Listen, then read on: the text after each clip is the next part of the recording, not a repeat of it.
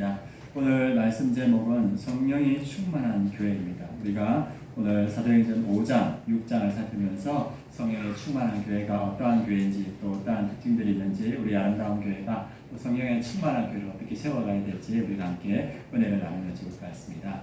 구약 4,000년 동안은 삼위일체 하나님 중에 성부 하나님이 주도하던 시대였습니다. 그래서 창세기부터 해서 말라기까지는 성부 하나님께서 그 역사를 주관해 오셨습니다. 그리고 그 4,000년 기간 동안에 300번 넘게 예수 그리스도를 이 땅에 보내주실 거다 이렇게 예언하셨고, 그리고 이제 2000년 전에 예수 그리스도가 이 땅에 오셨습니다. 그래서 33년 동안 예수 그리스도께서 이 땅에서 사역을 주도하셨습니다. 그리고 예수님께서 구원의 사역을 십자가에서 다 이루시고 부활하시면서 부활 성천하시면서 우리에게 성령을 보내줄 것이다 이렇게 약속하셨습니다. 그래서 그분이 성천하시고 오순절날 성령이 이 땅에 임하셨습니다. 그래서 2000년 전부터 지금까지 성령이 주도하는 시대입니다. 그래서 지금 이 시대는 복음의 시대고 성령님께서 사역을 주도하는 시대입니다. 그래서 우리가 예수를 주로 신할 수 있는 것 무엇 때문입니까? 성령의 역사하심 때문이다. 그리고 이 시대에는 성부 하나님도 성령을 통하여서 사역을 이루어가시고, 그리고 성자 예수님도 성령을 통하여서 사역을 이루어가고 계시고, 그리고 우리 아름다운 교회도 성령님을 통하여서 사역을 이루어가는 줄 믿습니다. 그래서 그 사역들이 성령을 통하여서 어떻게 이루어지는가 볼 텐데, 성령 충만한 교회의 첫 번째 특징은 뭐냐 하면 오늘 말씀을 통해 볼 때 표적과 기사가 일어난다는 겁니다. 표적과 기사는 뭐냐 하면, 표적은 영어로 사인입니다. 사인이라는 것은 표지판 같은 것인데, 예수님께서 귀신을 쫓아내시고 그리고 병을 고치셨습니다. 그런데 이거는 단순한 기적이 아니라 이 예수님께서 보여주신 것은 그 기적과 그 이적을 통하여서 예수님이 메시아이심을, 예수님이 하나님의 아들이심을 보여주는 기적이었습니다. 이걸 갖다가 표적이라고 합니다. 그리고 기사, 원더스는 놀라운 일인데 하나님의 그 역사하심을 집중할 수 있는 그러한 일을 여기에 나오는 기사라는 말씀입니다. 그래서 기사와 표적의 목적은 무엇인가? 예수 그리스도가 어떠한 분이신가를 보여주는 것. 그게 기사와 표적이고, 그리고 그의 최종 목적은 뭐냐면 기사와 표적을 통하여서 사람들이 예수 그리스도를 믿게 하려는 것. 그게 목적입니다. 그래서 예수 그리스도의 표적과 기사를 통하여서 많은 사람들이 예수님이 메시아이시고 하나님의 아들이심을 믿었습니다. 동일하게 사도행전에도 표적과 기사라는 말이 몇 번쯤 나올까요? 사도행전에 표적과 기사라는 말이 9번 정도 나옵니다. 그래서 그 사도들의 표적과 기사를 통해서 어떤 일이 일어나냐면 많은 사람들이 예수님을 믿게 되는 역사가 나타납니다. 그래서 이 성경에 나오는 표적과 기사, 그 기적의 목적은 뭐냐? 이 사람들이 예수 그리스도를 믿게 하려는 그런 목적이 이렇게 말해주고 있습니다. 오늘 말씀 5장 말씀 함께 보도록 하겠습니다. 사도행전 5장 12절에서 14절 말씀 함께 공독하겠습니다. 사도들의 손을 동하여 민간의 표적과 기사가 많이 일어나며 믿는 사람이 다 마음을 같이하여 솔로몬 행각에 모이고, 그 나머지는 감히 그들과 상종하는 사람이 없으나 백성이 칭송하더라. 믿고 주께로 나오는 자가 더 많으니 남녀의 큰 무리더라. 그래서 이제 예수 그리스도를 통하여서 표적과 기사가 나타나는데, 이후에는 사도들을 통하여서 표적과 기사가 예루살렘 가운데 일어났습니다. 그래서 그 표적과 기사가 일어날 때 많은 사람들이 모여있는데, 그 시대에 많은 사람이 모일 수 있는 곳이 어디냐면 성전에 있는 솔로몬 행각이었습니다. 그래서 거기에 모였고, 그 믿는 사람들이 그곳에 모여서 기도하고 찬송할 때, 나머지라는 말은 예수 그리스도를 믿지 않는 바깥에서 바라보는 사람들, 그 사람들이 감히 그들과 상종한 사람이 없으나, 그러니까 그들을 경외하고 두려운 마음이 들었다는 겁니다. 왜입니까? 기적과 표적이 나타났기 때문에, 표적과 기사가 나타났기 때문에 믿지 않는 사람들은 그들을 볼 때 경외감을 가지게 됐다는 겁니다. 그리고 이어서 말하는 것이 뭐냐 하면 그들을 칭송하더라, 그들을 높이더라 합니다. 그리고 그 결과가 무엇이냐 하면 14절이죠. 믿고 주께로 나오는 자가 더 많으니 남녀의 큰 무리다. 그래서 이 사도들의 표적과 기사를 통하여서 믿지 않는 사람들이 하나님을 향한 경외감을 가지게 되고, 그리고 그 결과로 믿는 자가 더 많았는데 큰 무리가 되었다 이렇게 말합니다. 그래서 예수 그리스도도 그렇고 제자들도 그렇고 표적과 기사를 통하여서 믿음의 그 영혼 구원의 역사가 나타나는 것을 보여주고 있습니다. 그리고 그 표적과 기사의 능력이 어떻게 하면 우리에게도 나타날 수 있을까? 그걸 말씀에서 살펴볼 텐데 우리 누가복음 9장 1절, 2절, 6절 말씀 같이 한번 공독하도록 하겠습니다. 같이 공독하겠습니다. 예수께서 12제자를 불러오사 모든 귀신을 제어하며 병을 고치는 능력과 권위를 주시고 하나님의 나라를 전파하며 앓는 자를 고치게 하려고 내보내시며 제자들이 나가 각 마을에 두루 다니며 곳곳에 복음을 전하여 병을 고치더라. 이 표적과 기사의 능력을 가지신 분이 누굽니까? 예수 그리스도. 그분이 표적과 기사의 능력을 가지고 있습니다. 근데 예수님께서 그것을 누구에게 줬습니까? 12 제자들에게 그 병을 고치는 표적과 기사를 일으키는 능력과 권위를 주셨습니다. 이 능력과 권위를 받았던 그 제자들이 각 마을에 두루다니며 곳곳에 복음을 전하며 병을 고쳤더라. 그래서 예수님만이 권능을 가진 것이 아니라 제자들에게 주셨고 오늘날은 우리에게도 주신 줄 믿습니다. 이 표적과 기사를 일으킬 수 있는 능력을 주셨는데 그 말씀이 사도행전 1장 8절입니다. 우리 사도행전 1장 8절도 함께 공독하겠습니다. 오직 성령이 너희에게 임하시며 너희가 권능을 받고 예루살렘과 온 유대와 사마리아와 땅끝까지 이르러 내 증인이 되리라 하시니라. 성령이 너희에게 임하시면 너희가 권능을 받는다는 것. 제자들에게 주셨던 그 능력과 권세를 주셨는데 이걸 한마디로 권능이라고 말합니다. 이 권능이 무슨 권능입니까? 병을 치유하는 권능, 그리고 귀신들을 쫓아내는 그 권능을 우리에게 주셨다는 겁니다. 이 권능을 받아서 예루살렘과 온 유대와 사마리아와 땅끝까지 이르러 예수님을 증언하는 그러한 증인이 된다는 겁니다. 주님께서 이 권능을 우리에게도 주신 줄 믿습니다. 예, 제가 이제 지난주 금요일이었습니까? 예, 목요일날 제가 이제 13단지 저번에 이야기하고 나서 실제로 그 13단지에 어떤 분이 사시는가 이렇게 한번 둘러봤습니다. 그래서 목요일날 4시 30분에 이렇게 한번 가보니까 그 경로를 앞에 어르신들이 술 파티를 하고 계시더라고요. 낮에 4시 30분에 술 파티를 하셔서 그래서 함께하는 교회에서 함께하는 교회 아니 죄송합니다. 아름다운 교회에서 왔다고 이렇게 길지하고 이렇게 음료수를 나눠주니까 그분들이 뭐라 하냐면 이분들이 내가 아름다운 교회 가겠다는 거예요. 오늘 안 오셨죠? 오셨나요? 네, 술 기운이 하신 것 같아요. 네, 그분들이 하시는 말씀이 뭐냐면 내가 술을 끊어야 되니까 내가 가겠다 이렇게 이야기를 하시더라고요. 그래서 그러시냐고 그래서 우리 교회 오시라고 이렇게 말했습니다. 그리고 제가 이제 그 아파트를 쭉 13단지를 돌아보니까 술에 취해가지고 4시 반인데 여성분은 그 놀이터에 그냥 엎어져 계신 거예요. 일산불성이시고 그리고 그 옆에는 보니까 남자분이 술이 많이 취해가지고 그게 이제 넘어져 있는데 옆에는 물 운동이가 있고 그래서 제가 어떻게 해야 되나 이 생각이 들어서 도와주려고 이렇게 가니까 신경 쓰지 말라고 나는 이 동네 토백이라고 막 이렇게 이야기를 하시는 거예요. 그래가지고 제가 어떠지 못하고 이렇게 왔는데 만약에 이분들이 그곳에 얼마나 많은 알코올에 중독된 분들 또 삶이 어려운 분들이 있겠습니까? 그분들이 우리 교회에 오면 우리 교회에 어떤 능력이 있어야 되겠습니까? 성령의 충만한 능력이 있어야 될 줄 믿습니다. 예, 표적과 기사가 나타나서 그분들이 와서 이곳에 예배드리고 그리고 기도할 때 중독이 끊어지고 우울증이 떠나고 병이 치유되는 역사가 있을 때 하나님의 그 능력을 이분들이 채워질 줄 믿습니다. 오늘 말씀은 우리에게 그 능력을 주셨다는 겁니다. 그래서 우리가 그것을 믿고 기도할 때 이 초대교회에 나타났던 그 역사가 우리에게도 나타날 줄 믿습니다. 그리고 제가 이렇게 신문을 보다가 그 고은이라는 목사님 그 신문 기사를 보게 됐습니다. 그분이 기사에 자기가 겪었던 일을 적었는데 그분이 4개의 암이 걸렸다고 합니다. 어떤 암이 걸렸냐면 위암, 췌장암, 십이지장암, 임파선암 이 4개의 암이 걸렸어요. 어떻게 되겠습니까?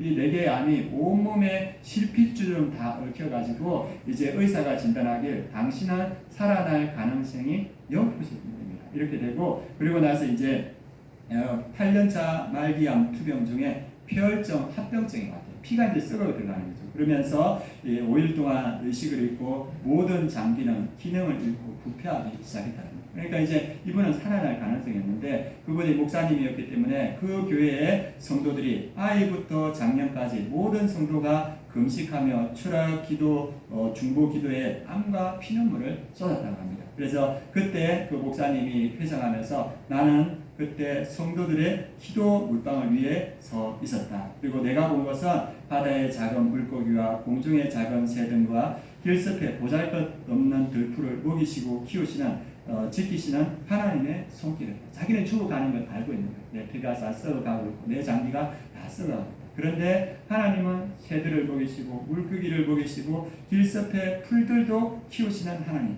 그 능력의 하나님을 이분이 바라보고 있습니다. 그리고 성도들이 아이부터 어른까지 철야하며 금식하며 이랬는데 이분이 죽어가면서 했던 기도가 뭐냐면 나는 주님을 사랑합니다. 내게는 주님밖에 아무도 없습니다. 나의 힘이 되신 하나님, 그 무한한 힘과 능력 누구에게 주시려고 갖고 계십니까? 그 힘 많이도 말고 제가 일어나 걸을 수 있게 조금만 주십시오. 나의 힘이신 하나님, 나는 주님밖에 없습니다. 이 기도만 5일 구강했어요. 그런데 하나님께서 그 성령 충만한 아이부터 어른까지 그 기도에 응답하셔서 이분을 치유해 주셨어요. 그리고 이분이 그 위에 목회 사역을 이루어갔습니다. 하나님의 표적과 기사는 오늘날도 있는 줄 믿습니다. 성령 충만한 교회를 통해서 그 일들이 일어나고 있습니다. 그래서 제가 바라기는 우리 목장에 이 표적과 기사가 나타나기를 원합니다. 우리 목장에 있는 우리 성도님들, 아픈 성도님들이 치유되는 역사가 나타나기를 원합니다. 아멘. 불면증이 떠나가고 그리고 불면증이 떠나가고 우리의 모든 저주가 떠나가고 끊어지는 그 역사가 있길 원합니다. 우리가 믿음으로 기도할 때, 성령 충만할 때 그러한 역사가 나타날 줄 믿습니다. 그래서 오늘 말씀은 뭘 말합니까? 성령 충만한 교회는 하나님의 표적과 기사가 나타난다. 예루살렘 교회에 나타나고 또 우리 아름다운 교회도 나타나기를 축원합니다. 그리고 성령 충만한 교회에 어떠한 역사가 있는가? 이 성령 충만한 교회에는 핍박과 박해가 있습니다. 우리가 생각할 때 예수 믿으면, 저도 처음에는 그렇게 생각했어요. 예수 믿으면 좋은 일이 많고 형통한 일이 많을 것이다. 우리가 암묵적으로 그렇게 생각할 때가 많습니다. 그런데 오늘 성경은 그렇게 말하지 않습니다. 성경이 말하는 형통은 예수 믿으면 어떠한 상황에서도 하나님이 함께 하신다는 겁니다. 예수님이 우리의 형통이고 복인 줄 믿습니다. 그분이 어떠한 상황에도 우리와 함께하는 것이 형통이라고 말하고 있습니다. 우리 창세기 39장에 보면 요셉에 대해서 이렇게 말합니다. 요셉은 무예로도 있었고 감옥에도 있었습니다. 그런데 성경은 뭐라면 그 창세기 39장에 4번이나 요셉은 형통한 자라고 말합니다. 어떻게 그게 성경에 기록되어 있냐면 여호와께서 요셉과 함께 하심으로 그가 형통한 자가 되어, 감옥에 있는데도 그는 형통한 자였고 노예로 있어도 형통했습니다. 왜 그렇습니까? 하나님께서 그와 함께 하셨기 때문에 그가 형통한 자였다고 이렇게 말하고 있습니다. 그래서 우리가 예수님 자체가 복이시고 또 예수님과 동행하는 삶이 복이고 형통이라는 것을 보여주고 있습니다. 오늘 이 본문에 나오는 예루살렘 교회는 성령이 충만한 교회였습니다. 그리고 하나님 말씀에 전적으로 순종하는 교회였습니다. 그리고 그들은 복음을 전하여서 영혼을 구원하는 교회 성도였습니다. 그런데 오늘 그들에게 무엇이 있냐면 고난과 핍박과 능욕이 있는 겁니다. 그래서 그 가운데 어떤 일이 있었냐 하면 베드로와 요한과 사도들이 그 솔로몬 행각에 나가서 복음을 전할 때 그것을 시기했던 대제사장과 사두개인의 당파가 그들을 잡아들입니다. 그리고 그들을 감옥에 넣습니다. 그리고 감옥에 넣었는데 또 그 감옥에 갇혀 있는데도 불구하고 하나님의 사자가 그 감옥에 와서 감옥문을 열어주면서 너희 가서 복음을 전하라 이렇게 말합니다. 그래서 베드로와 그 사도들이 다시 그 성전에 가서 복음을 전할 때 다시 사내들인 공의에서 이들을 잡습니다. 그리고 잡아와서 저지난주에 말했던 사내들인 공의의 가운데 세우고 그들을 신문합니다. 어떻게 신문하냐면 우리가 예수의 이름으로 사람을 가르치지 말라고 언급하였을 때 너희가 너희 가르침을 예루살렘에 가득하게 하니 이 사람의 피를 우리에게 돌리고자 함이로다. 분명히 내가 말하지 않았느냐, 가르치지 말라고 했는데 네가 너희의 예수님께서 죽으시고 부활했던 가르침을 예루살렘 전역에 가득 차게 했다. 네가 우리 그 예수의 피를 우리의 책임으로 돌리려 함이 아니냐 이렇게 협박을 합니다. 그때 그 베드로와 요한과 사도들이 뭐라 하냐면 사람보다 하나님께 순종하는 것이 마땅하니라. 너희가 나무에 달아 죽인 예수를 우리 조상의 하나님이 살리시고 우리 이스라엘에게 회개함과 제사함을 주시려고 그의 오른손으로 높이사 임금과 구주로 삼으셨느니라. 우리는 이 일의 증인이요 하나님이 자기의 순종하는 사람에게 주신 성령도 그러하니라. 그래서 그들은 담대하게 예수 그리스도를 그 자리에서 증언합니다. 그럴 때 이 사내들인 공회에서 사람들이 어떠한 마음을 품냐면 이들을 죽여야 되겠다. 예수도 죽였던 사람들이니까 제자들도 죽여야 되겠다 이렇게 말합니다. 그때 그 사내들인 공회에 존경받는 가말리엘이라는 바리새인이 일어서서 말합니다. 뭘 말하냐면 너희들이 조심해야 된다. 이 사도들과 이 사람들이 자기들을 스스로 일어났으면 시간이 지나면 다 사라질 것이다. 그런데 만약에 저들이 하나님을 통하여서 일어나는 사람들이라면 너희가 하나님을 대적하는 일이 될 것이다. 이렇게 말합니다. 그러니까 이들이 그 말을 듣고 결정합니다. 어떤 결정을 했냐면 사도행전 5장 40절에서 42절 말씀 함께 보도록 하겠습니다. 함께 공독하겠습니다.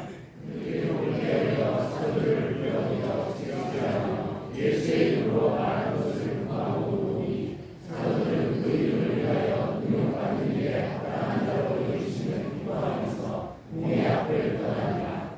그들이 날마다 성전에 있든지 집에 있든지 예수는 그리스도라고 가르치시고 전도하기를 그치지 아니하니라.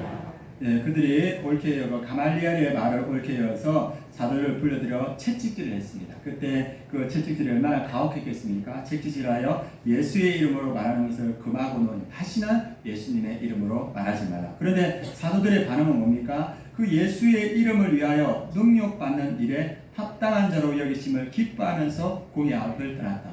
핍박받고 고난받고 능력받는데 그것을 기뻐했다는 겁니다. 왜 그렇습니까? 우리가 예수의 이름으로 이 고난을 받게 되고 예수의 고난에 우리가 동참하게 되었다. 예수님이 우리를 이 고난을 받는 것에 합당하게 여겼기 때문에 우리를 이 자리로 보내셨다. 그래서 이 제자들이 기쁨에 가득 찼다는 겁니다. 그리고 그들이 기쁨에 가득 차서 이제 돌아갔습니다. 우리 말씀에 오늘 말씀을 하는 것은 우리가 말씀에 순종하여 복음을 전하고 성령 충만할 때 우리에게 고난과 핍박과 능력이 있을 수 있다는 걸 성경은 말해주고 있습니다. 베드로전서 4장에서도 같이 말합니다. 우리 베드로전서 4장 12절에서 14절 말씀 같이 보겠습니다. 사랑하는 자들아 너희를 연단하려고 오는 불시험을 이상한 일 당하는 것 같이 이상히 여기지 말고 오히려 너희가 그리스도의 고난에 참여하는 것으로 즐거워하라. 이는 그의 영광을 나타내실 때 너희로 즐거워하고 기뻐하게 하려 함이라. 너희가 그리스도의 이름으로 치욕을 당하면 복 있는 자로다. 영광의 영 곧 하나님의 영이 너희 위에 계심이라. 베드로 사도가 뭐랍니까? 사랑하는 자들아 너희를 연단하려고는 불시험을 이상한 일 당하는 같이 이상히 여기지 말고 우리에게 고난이 오고 핍박이 오고 능력이 오면 왜 내게 이런 것이 오지? 그런데 사도 베드로는 이상히 여기지 말라는 겁니다. 믿는 자에게 고난과 핍박과 능력이 있다는 것을 말해주고 있습니다. 오히려 너희가 그리스도의 고난에 참여하는 것으로 즐거워하라. 우리가 그 고난에 참여할 때 하나님께서 그 영광의 자리에 우리를 동참시키신다는 겁니다. 또 하나 우리에게 약속하는 거 뭐냐 하면 오늘 영광의 영, 곧 하나님의 영이 너희 위에 계십니다. 우리가 핍박받고 고난받고 그리고 능력받을 때 하나님의 영이 우리와 함께 하신다. 하나님의 영광이 우리와 함께 하시고 하나님의 임재가 우리와 함께 하신다는 겁니다. 그래서 우리가 고난받을 때 믿음 생활하며 어려움을 당할 때 낙심하지 말고 기뻐하라. 오늘 성경은 말해주고 있습니다. 그리고 이 제자들이 그 고난과 능력 후에 어떤 일을 했냐면 5장 42절 한 번 더 읽겠습니다. 5장 42절 읽겠습니다. 그들이 날마다 성전에 있든지 집에 있든지 예수는 그리스도라고 가르치기와 전도하기를 그치지 아니하리라. 고난받고 능력받고 죽음의 생명의 위협을 받았는데 그들이 돌아와서 무슨 일하면 이 그리스도 예수는 그리스도라고 가르치기와 전도하기를 그치지 않았다. 계속적으로 복음을 전했다. 그래서 그들을 통하여서 이 예루살렘의 복음이 편만하게 이루어졌습니다. 그래서 우리가 고난이 있을 때 그 고난에 낙심하지 마시고 그 고난 받음을 우리가 기뻐하면서 계속적으로 예수 그리스도의 복음을 전하며 하나님의 기뻐하는 일을 감당하는 우리 성도님들 되시길 원합니다. 제가 예전에 군대 얘기를 자주 했었는데 제가 1학년 때 예수 그리스도를 믿지 않았습니까? 그래서 예수를 믿었는데 그때 저를 도와줬던 분이 CCC 고참 병장이었습니다. 그래서 그분이 고참이고 병장이었을 때는 제가 교회 가는데 어려움이 없었습니다. 그분이 저의 우산이 되어주셨거든요. 그래가지고 대기도 끝나지 않았는데 저를 데리고 교회에 가셨고 그래서 그분은 교회 가니까 주무시고 나는 말씀 듣고 그래가지고 제 믿음이 이렇게 자랐어요.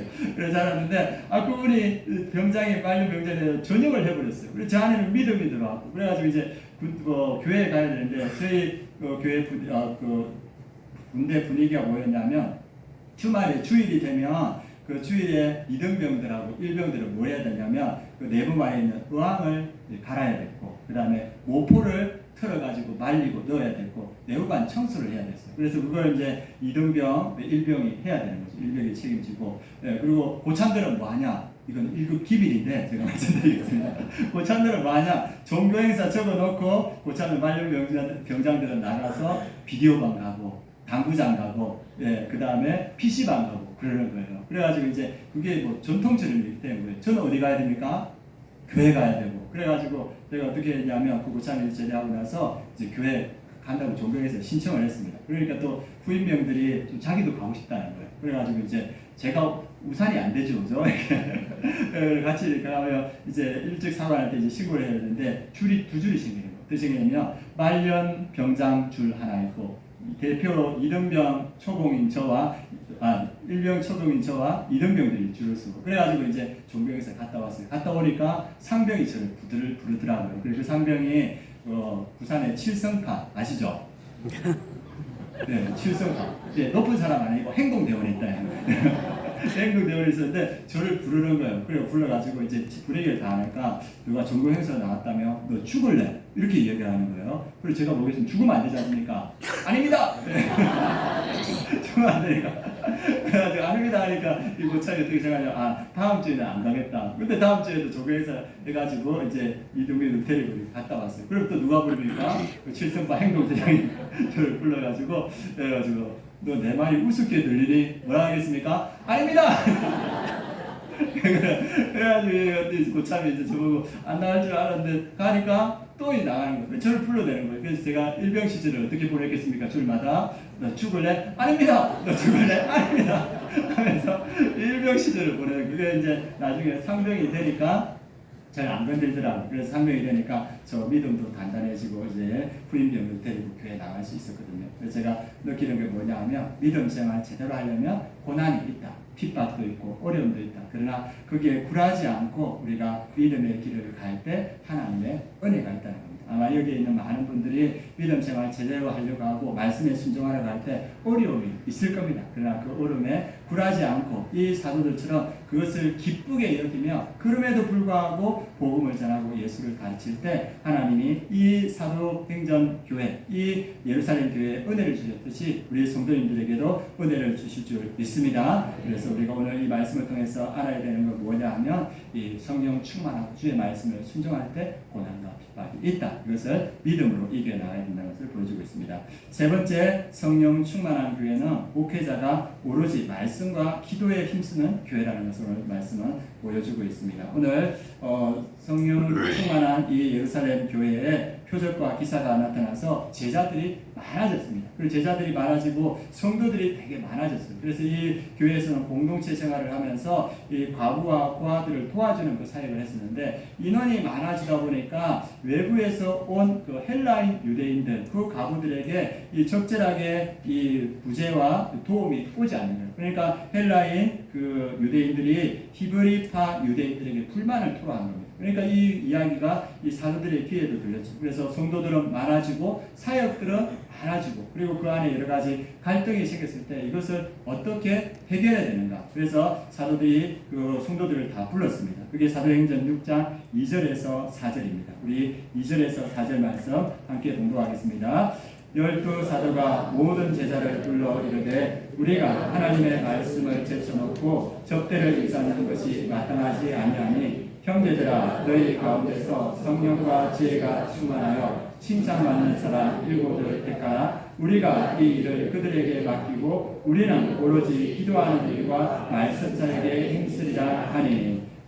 성도들이 너무나 많아지고 사역이 너무나 많고 그 안에 갈등이 생겼을 때 이 12사도가 선택한 건 뭐냐면 우리가 이렇게 행정적인 일이나 접대한 일에 우리가 힘쓰는 것은 마땅하지 않다. 그리고 그들이 붙여온 게 뭐냐면 4절 우리 사도들은 영적 지도자들은 오로지 기도하는 일과 말씀 사역에 힘쓰리라 하니. 일이 더 많아졌음에도 불구하고 이들이 붙드는 것은 말씀과 기도였습니다. 왜 그렇습니까? 영적 사역에서 모든 것이 시작됩니다. 그래서 제가 우리 아름다운 교회에 왔을 때 우리 매트 목사님을 통해서 이 교회가 참 잘 이렇게 자리 잡은 것을 보았습니다. 그래서 목회자들이 말씀과 기도와 성도들을 훈련시키는데 집중되어 있고 우리 목자들이 목양하고 있고 거, 또 교회의 여러 가지 행동들을 하는 것을 보고 참 좋다 이런 생각이 들었습니다. 그래서 우리 교회의 성도들이 점점점 많아지고 사역들이 점점점 많아질수록 목회자는 뭘 붙들어야 됩니까?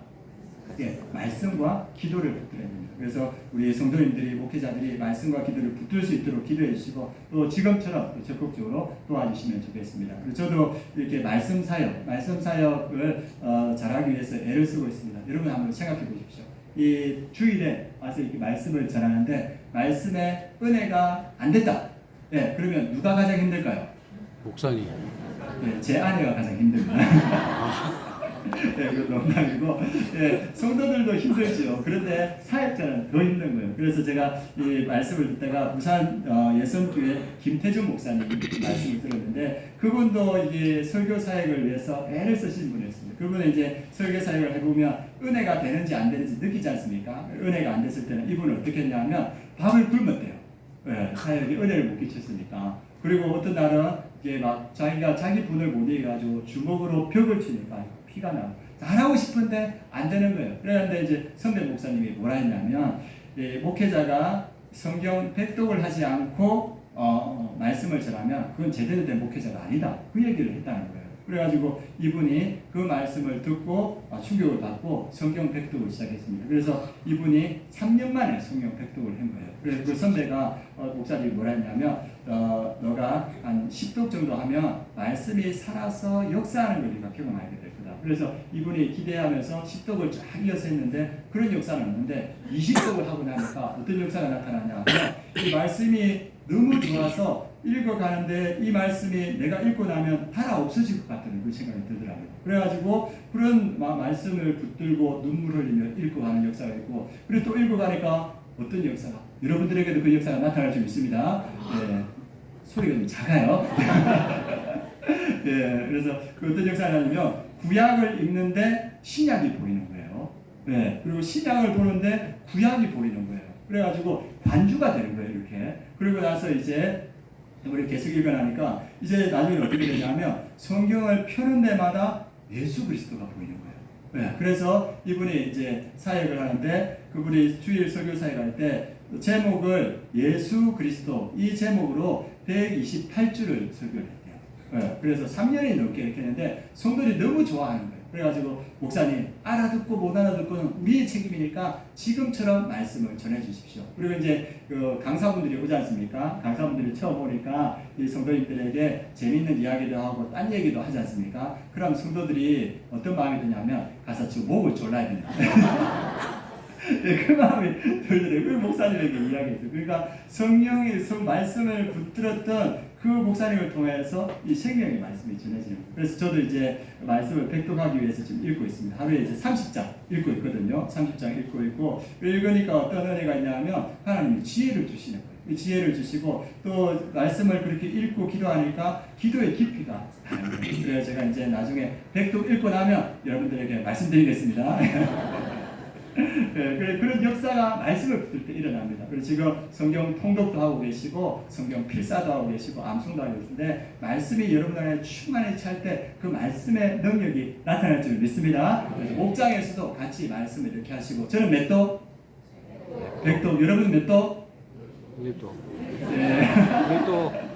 예, 우리 멘토 목사님 저번에 초기했을 때 한 달 1도 참 은혜로운 것 같아요. 예, 한 달 1도 가면 죄 지을 시간이 없습니다. 그러니까 여러분도 말씀을 딱 정해가지고 말씀을 읽어가실 때 그 말씀의 은혜가 넘쳐날 줄 믿습니다. 그리고 목회자가 말씀을 붙들고 또 목회자가 붙들어야 되는 것은 기도를 붙들어야 됩니다. 제가 늘 여러분에게 말할 때 하루에 몇 번 기도하자고 말합니까? 예, 3번. 이쪽에도 소리가 크네요. 그리고 실천하시는 분의 목소리가 크다는 걸 제가 알게 됐습니다. 그래서 아침, 점심, 저녁 시간이 될 때 시간을 정해놓고 기도하실 때 하나님의 은혜가 임할 줄 믿습니다. 저도 하루에 3번 기도하려고 애를 씁니다. 경건한 유대인들도 3번 기도했고 다니엘도 3번 기도했고 예수님도 그 바쁜 가운데도 아침과 밤에 기도했지 않습니까? 모든 능력이 기도에서 나오는 줄 믿습니다. 그래서 목회자가 먼저 기도하고 여러분들이 기도하시기 바랍니다. 그리고 여러분들 아셔야 될 건 뭐냐면 기도하면 하나님이 보이고 기도하지 않으면 누가 보이겠습니까? 사람이 보이는 거예요. 그래서 목회자가 기도할 때 하나님이 이 공동체를 향한 하나님의 뜻을 알게 되고 그 뜻대로 성령의 인도하신 대로 교회를 이끌어갈 때 성령의 충만한 역사가 이 예루살렘 교회에 나타나는 것을 보여주고 있습니다. 그래서 목회자가 말씀과 기도를 붙들고 또 목회자가 해야 될 세 번째 일은 뭐냐 하면 성도를 온전케 하는 일입니다. 우리 에베소서 4장 11절에서 13절 말씀 함께 봉독하도록 하겠습니다. 같이 봉독하겠습니다. 그가 어떤 사람은 사도로, 어떤 사람은 선지자로, 어떤 사람은 복음 전하는 자로, 어떤 사람은 목사와 교사로 삼으셨으니 이는 성도를 온전하게 하여 봉사의 일을 하게 하며 그리스도의 몸을 세우려 하심이라. 우리가 다 하나님의 아들을 믿는 것과 아는 일에 하나가 되어 온전한 사람을 이루어 그리스도의 장성한 분량이 충만한 데까지 이르니 11절에 목회자가 무슨 일을 해야 되나? 성도를 온전하게 하여 봉사 일을 하게 하며 그리스도의 몸을 채우려 하십니다. 그래서 목회자가 할 일은 뭐냐 하면 제 성도들을 훈련시켜서 온전한 자 그리스도의 장성한 분량이 충만한 데까지 이르도록 훈련시키는 게 목회자의 역할이라는 겁니다. 그래서 우리 교회에서는 8월부터 멘토 목사님이 최선의 삶 그리고 제가 생명의 삶 제자훈련에 들어갑니다. 제자훈련 과목은 따로 있고 생명의 삶 시리즈로 들어가는데 받지 않은 분들은 다 신청해서 이 그리스도의 장성한 분량까지 성장하는 그러한 시간 가졌으면 좋겠습니다. 그래서 목회자, 성령 충만한 교회 목회자는 말씀과 기도와 훈련에 집중한다. 그걸 오늘 보여주고 있습니다. 네 번째, 성령 충만한 교회는 성령과 지혜가 충만한 사람을 리더십으로 세우는 교회입니다. 지금 우리 멘토 목사님이 처음 시작하셔서 3년을 지내오는 동안 교회가 꾸준히 성장했습니다. 아마 하나님께서 앞으로도 우리 교회를 꾸준히 성장시켜 주실 줄 믿습니다. 우리 교회가 성장할 때 그러면 우리 교회에 리더십을 세워야 됩니다. 일꾼을 세워야 됩니다. 그러면 우리가 우리 아름다운 교회의 리더십과 일꾼들을 세울 때 어떤 기준으로 우리가 리더십을 세우고 일꾼을 세워야 되는가? 그게 사도행전 6장 3절에서 6절에 나옵니다. 같이 한번 봉독하도록 하겠습니다. 형제들아 너희 가운데 성령과 지혜가 충만하여 칭찬받는 사람 7을 택하라. 우리가 이 일을 그들에게 맡기고 우리는 오로지 기도하는 일과 말씀 사역에 힘쓰리라 하니 온 무리가 이 말을 기뻐하며 믿음과 성령이 충만한 사람 스데반과 또 빌립과 브루고노와 니가노르와 디몬과 바메나와 유대교에 입교했던 안디옥 사람 니고라를 택하여 사도들 앞에 세우니 사도들이 기도하고 그들에게 안수합니다. 성도들이 너무 많아졌어요. 사역들이 너무 많아졌고 그리고 그 안에 갈등이 있을 때 이 목회자들은 말씀과 기도와 훈련에 집중하고 그리고 목양 사역하고 행정 사역하고 교회에 많은 사역들을 할 사람을 세워야 되는데 리더십을 세워야 되는데 그 기준이 뭐냐 하면 성령과 지혜가 충만하여 칭찬받는 사람 믿음이 충만한 사람을 세워야 된다는 거예요. 그래서 이 일들을 통하여서 이 예루살렘 교회에 성령이 충만하고 믿음이 충만하고 지혜가 충만한 사람들을 세웠을 때 그들을 통하여서 이 예루살렘 교회에 충만한 역사가 나타납니다. 우리 앞으로 우리 교회에서 리더십들을 세울 겁니다. 세울 때 우리 나하고 친한 사람, 나와 혈연, 지연, 학연에 엮여 있는 사람 그런 사람 뽑으면 됩니까? 안 됩니까? 안 되죠. 예, 뭐 사줬다고 뽑으면 됩니까? 안 됩니까? 네, 그래서 우리는 오로지 교회의 영적 리더들을 세울 때는 성령이 충만한가 충만하지 않은가 믿음이 충만한가 충만하지 않은가 그리고 그가 지혜가 충만하여서 많은 사람들로부터 존경받는 사람인가 이것을 확인해야 됩니다. 제가 신대원 다닐 때 그 강사로 오신 목사님이 계셨습니다. 그래 그 목사님 교회에서 사람을 어떻게 세웠는가를 이야기해 주셨는데 그 교회가 오래되다 보니까 이제 그 교회에 가족 중심의 우리 이렇게 성도들이 많아진 거예요. 그래서 뭐 사도가 8천을 이래가지고 그런 분들이 많은데 이 중직자를 세웠는데 이분은 깜이 아닌 거예요. 그런데 이게 가족들이 많다 보니까 이 목사님에게 뭐가 들어왔겠습니까? 압력. 예, 뭐가 들어왔냐면 들어오시는데 압력이 들어오는 거예요. 예, 압력이 들어와서 이분 뽑아야 된다. 근데 이제 목사님은 또 무시하기가 어려운 거예요. 그러니까 많으니까 성도님들이 그래가지고 고민에 빠졌습니다. 어떻게 해야 됩니까? 여러분 같으면 어떻게 해야 될까요?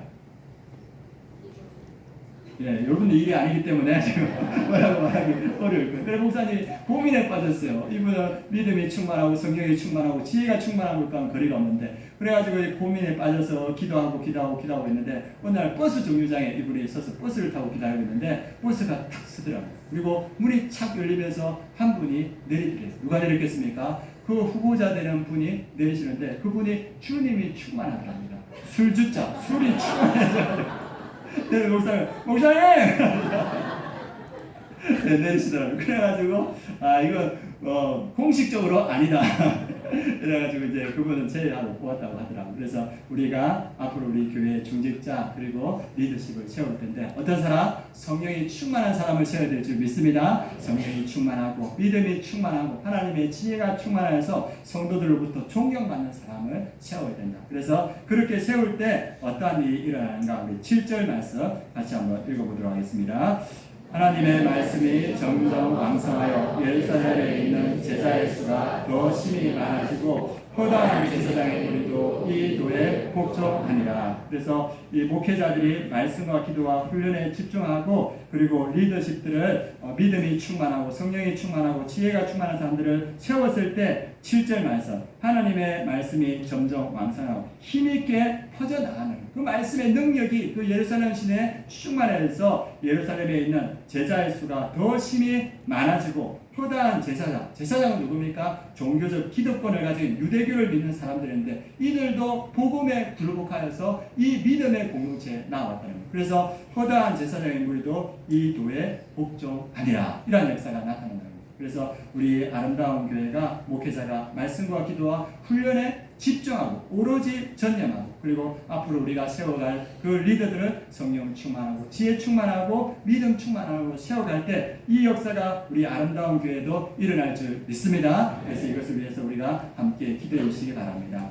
제가 한 목사님의 꿈에 대한 말씀을 들었습니다. 그 목사님의 말씀에 저도 동의하는데 예수님의 꿈이 두 가지가 있었다고 합니다. 예수님의 꿈은 뭐였냐면 첫 번째는 십자가의 꿈이었습니다. 그분이 이 땅에 오실 때 그분은 오로지 뭘 바라보고 가셨냐면 십자가를 바라보며 가셨습니다. 그래서 그분은 한 발짝이 십자가를 향한 발걸음이었고 그 십자가를 통해서 우리를 구원을 이루고자 하는 그러한 꿈이 있으셨고 그 꿈을 예수님께서 친히 이루셨습니다. 그리고 또 하나의 꿈은 뭐냐면 교회에 관한 꿈이었습니다. 그분은 이 땅에 그 하나님의 교회, 그 교회를 세우고 싶었습니다. 그래서 또 하나의 꿈, 그 하나님의 꿈, 예수님의 꿈, 그 교회를 세우는데 예수님께서 이 땅에서 죽으시고 성천하시면서 우리에게 남겨주신 그 선물이 뭡니까? 피로 사신 교회, 그 교회를 우리에게 선물로 주셨습니다. 그래서 그리스도의 몸인 하나님 나라를 이룬 교회를 우리에게 주셨습니다. 그런데 우리가 생각할 때 그 예수님이 꿈꿨던 교회가 이 시대에도 가능할까요? 정말 예수님이 바라보고 예수님이 디자인하고 예수님이 이루어 가실 그 교회가 이 시대에도 가능한가? 이 시대에도 동일하고 예루살렘과 같은 그런 교회가 가능할까요? 그리고 이 시대에 이 많은 사람들에게 소망이 되고 대안이 될 수 있는 그런 교회가 가능할까? 이렇게 우리가 한번 자문해 볼 수 있습니다. 그래서 저는 가능하다고 생각합니다. 성령 충만한 교회가 있으면 그 교회가 예수님이 꿈꾸던 교회인 줄 믿습니다. 그 성령 충만함에 인도하심을 받는 그 교회가 예수님이 꿈꾸던 교회였고 예루살렘 교회가 이루어가던 교회였습니다. 우리 교회가 성령 충만한 교회가 되면 예수님이 꿈꾸던 그 교회가 아름다운 교회가 될 줄 믿습니다. 예루살렘 교회의 그 수많은 역사들이 우리 교회에도 나타날 줄 믿습니다. 그래서 우리 아름다운 교회가 성령 충만하여서 예수님이 꿈꾸던 그 교회가 되게 하여 주시옵소서. 우리 아름다운 교회가 그 예루살렘의 역사가 나타나는 그 교회가 되게 하여 주옵소서. 우리가 이것을 바라고 기도하고 순종해 나갈 때 우리 아름다운 교회 이 역사가 나타날 줄 믿습니다. 이 은혜가 충만한 우리 아름다운 교회 되기를 원합니다. 제가 기도하겠습니다. 하나님, 오늘 성령 충만한 예루살렘 교회를 우리가 함께 살펴봤습니다. 하나님 아의 예루살렘 교회가 성령이 충만하여서 표적과 기사가 나타나고 그것을 통하여서 수많은 영혼들을 구원하는 모습을 보았습니다. 고난과 핍박이 있었지만 그것에 굴하지 않고 기뻐하며 복음을 전하는 모습도 보았고 목회자들의 말씀과 기도에 충만한 모습도 보았고 또 하나님 아버지 리더들을 뽑을 때 성령이 충만한 믿음이 충만한 지혜가 충만한 그러한 리더들을 뽑는 모습을 보았습니다. 우리 아름다운 교회가 그러한 교회 되게 하여 주시옵소서. 그래서 우리 아름다운 교회를 통해서 허다한 무리가 주님 앞으로 나오는 역사 있게 하여 주시옵소서. 그렇게 역사할 줄 믿고 감사드리며 예수 그리스도의 이름으로 기도드립니다. 아멘. 이 시간 준비하신 헌금